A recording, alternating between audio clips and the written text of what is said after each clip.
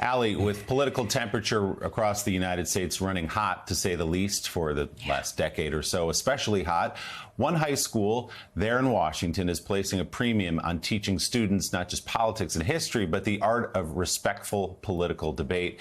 And Allie, you visited that school. What did you see there?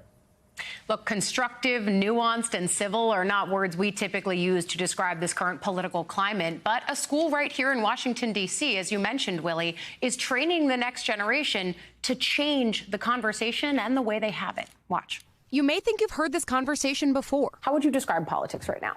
I would say that politics are sort of a mess. Either you're one side, like you support one side, or you're the enemy. Demolition derby.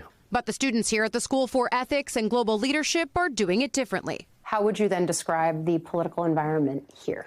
It is room leaving, and it's inspiring, honestly. Being here, I've gotten to hear a lot of different perspectives. We come from a place in the school of mutual vulnerability. The school, just blocks from the White House and Capitol Hill, brings together high schoolers from all over the country. The facts still are very important and can be a powerful tool to use. And directly engages with the most complex issues of the day, from the Israel-Gaza war to abortion rights. I wanted to note how often you referred to each other's points. It's the brainchild of teacher Noah Bopp. The central insight of founding the school is that in a post-9/11 world, we need American leaders who are ethically strong and internationally aware. Awareness drawn from across the political spectrum, with guest speakers like Tucker Carlson and former President Barack Obama.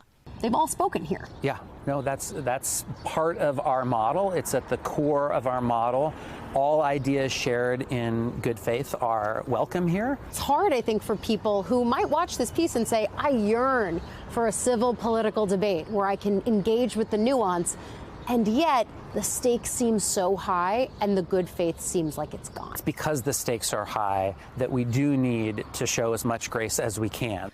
Back in the classroom, a chance to learn firsthand, playing the part of lobbyists across from actual lobbyists, defending assigned positions. Why are you trying to get rid of the tax breaks? I don't believe that tax credits are the best use of government federal funding. I have the research right here, and I also have a graph. You can see the... All right, that's good. Never mind.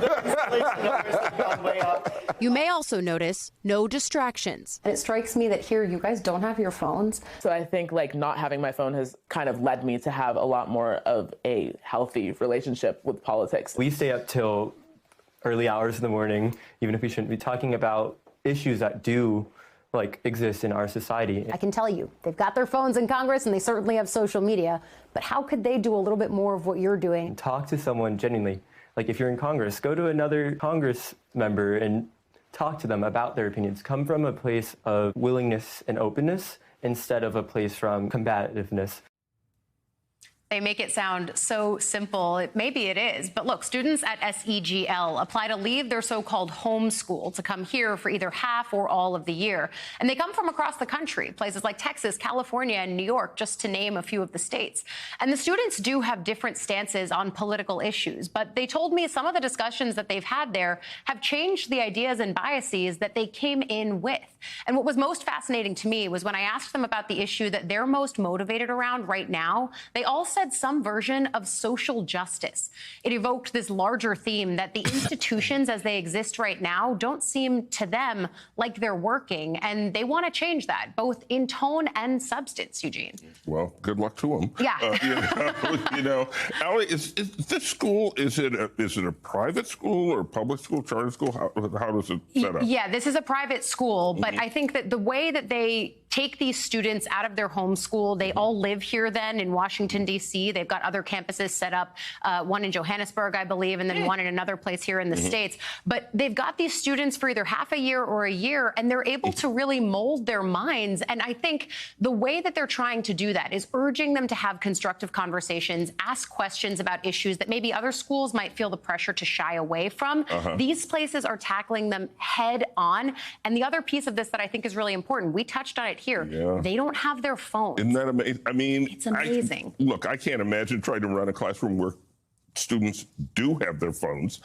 So that seems like a no. Why is that so difficult to Other work out across the schools, country. public schools are grappling with this too, right? The idea that you can take students' phones, it's less distractions. But when you think about it through the political lens, what some of these students told me is they came in feeling so energized by what one of them called slacktivism, the idea that you could repost someone and show that you're engaged on an issue, but maybe you don't understand the nuance of it, or maybe you're alienating people who see you post about it and think, okay, maybe that person's not going to want to be my friend. What one of them said here, Willie, is that they are able to forge more friendships across biases and across party lines because they're not being motivated or hyper partisanized by their phones. And I think that's a really important piece of this.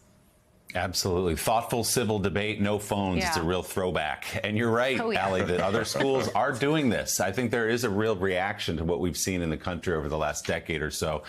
And what to do about it, starting at the school level. Public schools, private schools, colleges and universities encouraging debate instead of screaming at each other and name calling. So let's hope this is the start of a new era. Fascinating look at that, Allie. Thanks so much. Enjoy the weekend. We'll see you Monday. Still ahead.